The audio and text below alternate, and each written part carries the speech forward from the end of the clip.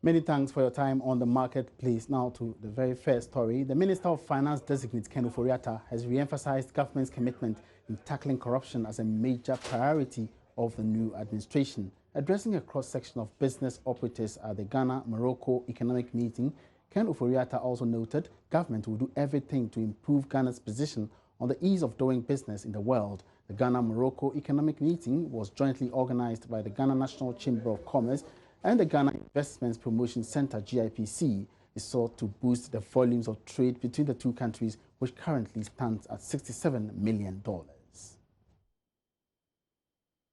When I also see actually displayed that we are 114th in the world of places of ease of doing business, that cannot continue. We should be targeting GIPC. We should be looking at least getting into the top 50 before we are done with this year, and whatever we need to do to support that, we will do. It's clearly very critical for us. So I think for you, there are a number of risks that business people look at. Political, as we enumerated since the Fourth Republic, this is the seventh government in a sense. We've had very smooth crossovers to the other party, and so you can be assured of our political stability. On the social front, I'm sure you've all enjoyed the Ghanaian hospitality and what it takes for us to ensure that you have a smooth entry into this place. Then you come to the economic, and I'm sure most of you will worry about budget deficits, currency stability, and all of that. And that really is what we at the ministry are about. How do we ensure that our revenues increase, our expenditures value for money driven, corruption is cut down, which is one of the key issues that the president is concerned about. How to eliminate corruption, which sometimes is about 3 to 5% of GDP in terms of the cost to us. And so we're going to run a government that is clean. And please report anything you find. We have to act on it. It takes two people to do it, either the person coming in and the person here to accept it. And I think if we have a protocol where we understand and that this is a country in which that will not be tolerated, your business will do well and the country will also attract more.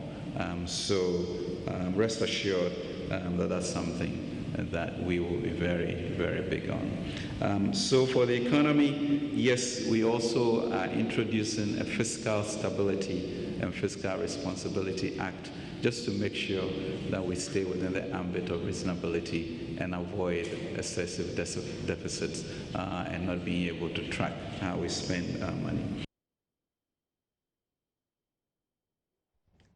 Now, on her part, CEO for the Ghana Investments Promotion Center, Marina Treba, assured Moroccan investors that Ghana's economic environment is expanding and is ready to do business with them. The Ghana-Morocco economic meeting was jointly organized by the Ghana National Chamber of Commerce and the Ghana Investment Promotion Center.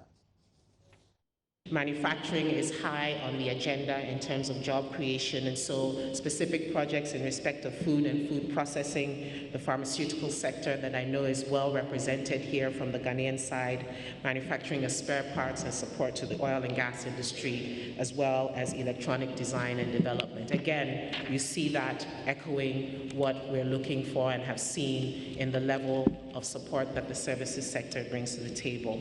I was delighted to hear Mr. Diop talk about the tourism sector. We're looking forward to intense conversations. There are a number of key projects that we are trying to execute, and through our collaboration with the Ministry of Finance, there'll be a number of very interesting public-private partnerships that we can present to you as well. Hospitality facilities will continue to be important, entertainment and leisure facilities, shopping facilities as well, training institutions for the tourism sector. We do have a host of those in our database, which we recently updated. We would like to present those to you. Financial services sector as well, especially in relation to support for the oil and gas industry, insurance, asset financing, leasing companies, and of course the universal banking. I think it's going to be interesting to see, with the long history that Morocco has in respect of the financial services sector, how we can expand the relationships in that particular area. Away from that, businesses that fail to renew their records or file their annual returns at the Registrar General's department by the end of this month would now be paying a fine of 300 Ghana cedis each month of default instead of the initial daily payment. The Registrar General started enforcing the directive in October last year, which compelled defaulting companies to pay a daily fine of 300 Ghana cedis. It, however, later offered a 3-month reprieve to defaulting companies, which now have up to the end of this month to comply with the directive. But what could have also necessitated the downward review in the penalty? Registrar General Jemima Owari explains. We realized getting to the end of the year that because of the elections and all the various holidays, quite a number of them were still not able to get to the deadline. And we've also had a lot of complaints or requests from businesses that the penalties were quite steep. And so we went back to the Companies Act, and we realized that the penalty was 25 penalty units each day that the default continues, but it's up to 25 penalty units. So what it meant was that I could adjust it and bring it a bit lower. And that's how come we've agreed to have a flat fee of 300 Ghana cedis each month that the default continues, in addition to whatever you have incurred. So if we break it down, it's something like 10 Ghana cedis or 20 Ghana cedis each day that the default continues. Now, you will be paying a little more for every litre of petroleum products bought from a service station. Now, this follows the marginal increase in price of petroleum products at the pumps this week. But what are the reasons for this increase and its impact on the economy? George Wiafe has more. According to those who import and market the product, the adjustment is as a result of continuous rise in price of crude oil, the city's depreciation, and the VAT and special petroleum tax levied on each litre of petroleum product. Calculations by Joy Business and checks with industry players show that diesel has witnessed under 1% hike. Petrol has increased by almost 2% per litre.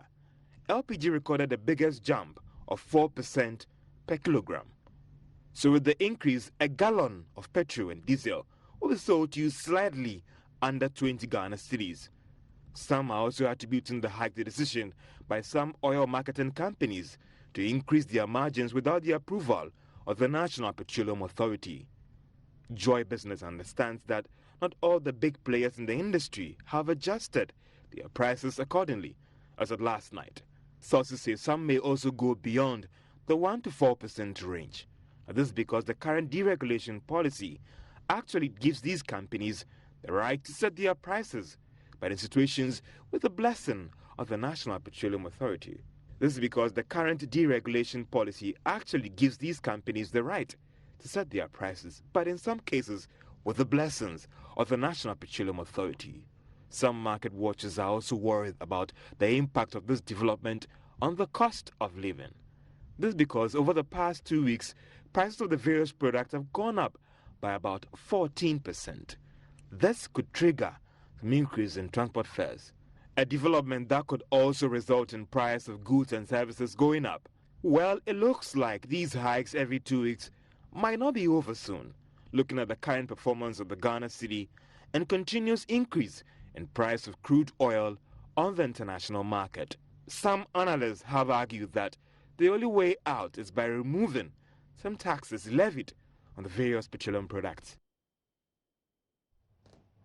Now, financial consultant with the International Finance Corporation, IFC, Daniel Amate, has proposed a mechanism known as the pre-audit policy as a measure of dealing with corruption in the economy. According to Daniel Amate, government will be able to achieve its development targets if due diligence is done to prevent the situation of overpricing and other corrupt practices that are encountered in government's programs. Daniel Amate spoke with Joy Business in an interview. Government should be able to put a system in place that will minimize corruption, because there has been a perceived allegation of corruption in the system over pricing of contracts and then the like. And then, once you put a financial system and mechanisms in place, you are in a better position to minimize unnecessary expenditure from the government domain. And how do you think this can be done? It is, I have been telling people, if you study the advanced economy, it's about putting systems and structures in place. You know, you put mechanisms. We should be looking at pre-audit rather than post-audit. So the audit service should devise a strategy by way that will prevent financial malfeasance from occurring, rather than wait at the end of the financial year, then you conduct an audit and you say ABCD has caused some kind of financial malfeasance. There should be a systems and mechanisms in place, and that is what we call pre-audit. That is not to suggest that we will not record a certain degree of financial malfeasance, but what it means is that it's going to minimize the degree of financial malfeasance in the system. It's about putting systems and structures in place and employing a strong IT platform, and that is what others are doing, and I believe should we put that into practice is going to help us, and commitment from leadership, strong commitment from leadership. We need to demonstrate leadership, and I trust that Nanado, as he has said it over and over, he will be able to demonstrate that degree of leadership that will ensure that he will not tolerate any act of corruption from his government. This is on the marketplace. Let's now go into the agric industry and do some stories there. Our government is planning to provide improved seedlings, fertilizers, and dedicated extension services as incentives to entice more Ghanaians to go into farming.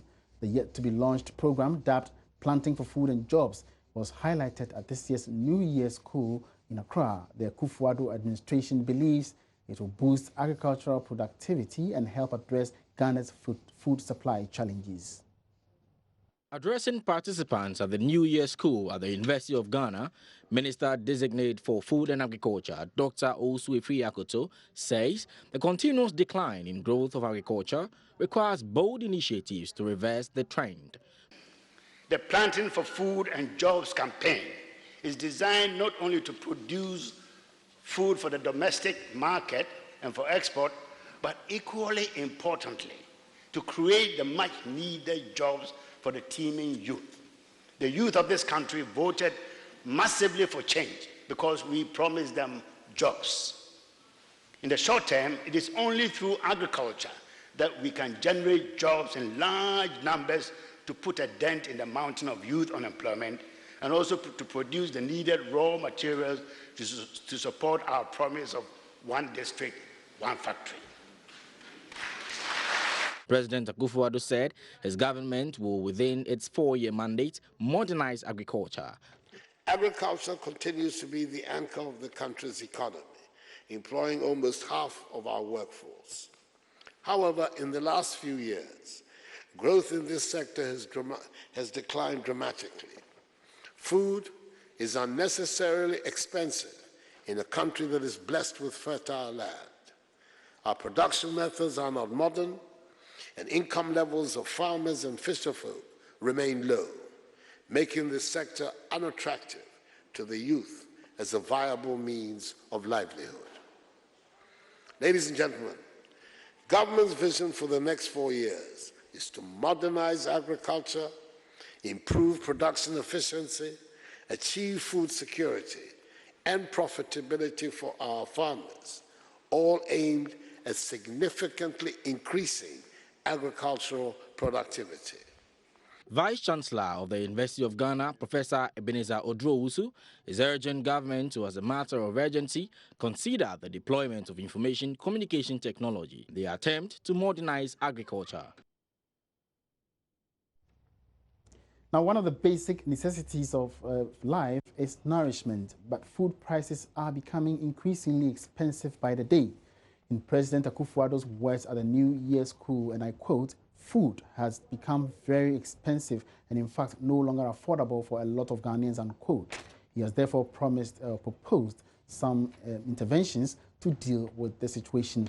But what goes in for the pricing of food? Joy News' Jennifer Ekuama-Boateng has been speaking with some vendors and market women here in Accra. Food security is an issue that is of high concern to every Ghanaian.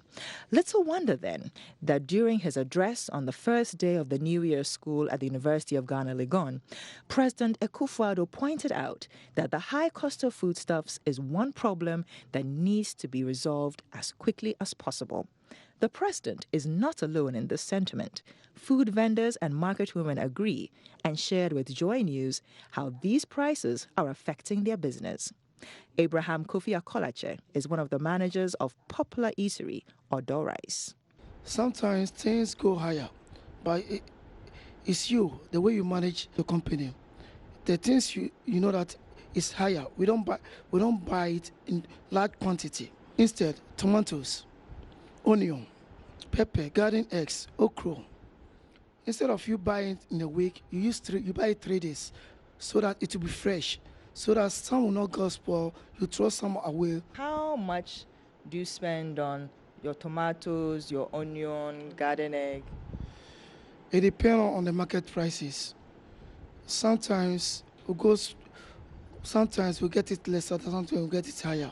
So if you have to buy 4, and the price is 300 cedis, 4 boxes of tomatoes, and one is 300, and the reduces come to 150, and one is 150. One is 150 per box. This year it's just January. This year things have been tough for us, just the beginning, because January onion, tomatoes go higher on January, especially onion, tomatoes, pepper go higher on January. March, April, May, it comes down. So we know that January things will go higher, but with our management team, we decide to maintain our prices and everything like that. We know that up to February, March, things will come down. So we are still maintaining our prices. We also spoke to an onion trader who shared with us how the fluctuating currency, as well as the long journeys undertaken by onion traders, results in the high prices of onions on the market.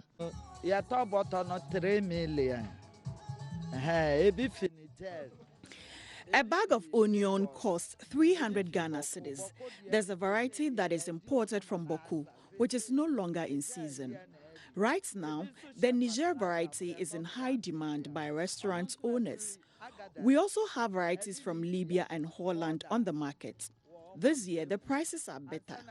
Last year, a bag of onion was selling at 500 Ghana cedis and sometimes 400 Ghana cedis. Other times, too, you'll get it at 550 Ghana cedis or even as high as 600 Ghana cedis. But this year, by God's grace, onions are in large supply, and so the price has dropped to between 320 Ghana cedis and 300 Ghana cedis. I think the price went up because of the distance involved before the onions arrive in Accra. It can take between 4 and 5 days, and the CFA to cedi currency conversion could also be a factor.